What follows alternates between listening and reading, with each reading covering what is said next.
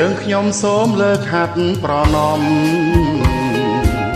គួរសមមិនសមសូមអភ័យដល់ពុទ្ធបរិស័ទទាំងប្រុសស្រីចូលរួមបច្ច័យតាមសទ្ធាវត្តយើងខ្វះខាតពឹងបងប្អូនពុកម៉ែក្មួយកូនជួយគ្រប់គ្នា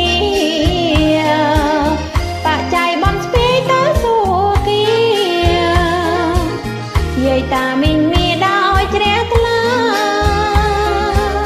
វត្តត្រូវកសាងជួយផងទៅទុកជាផ្លូវទៅបរលោកាវត្តសាធារណៈស្ពានសាសនាអារាមស្រស់ថ្លាញាតិញោមជួយសូមជួយដោយមេត្តាដោយក្តីករុណាផងកូនក្មួយវត្តអន្តខណ្ឌខ្លាំងជំនួយសូមជួយលើកស្ទួយវត្តផងណាអារាមវត្តពោធំភ្នំល្ងៀងញ៉ាជាសូរសៀងច្រៀងវាចាសូមញាតិប្រុសស្រីក្រុមទិសារួមខាងវិការចាប់មគ្គផលសាងបនបានបនផុនវេរីសទ្ធាមេគាជាកុសលវត្តយើងតែមួយសូមជួយផ្ដល់សម្បត្តិដំកល់ដល់នេះពៀន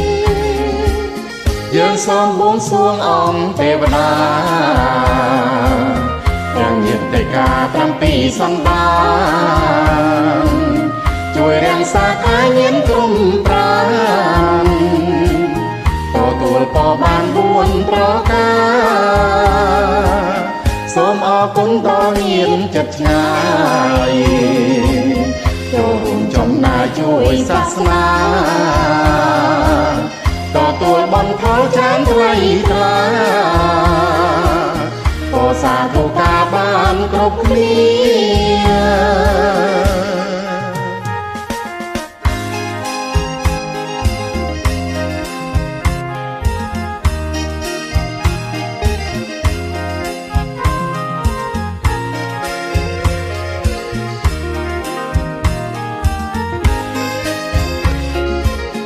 អារាមវត្តពោធំភ្នំល្ងៀង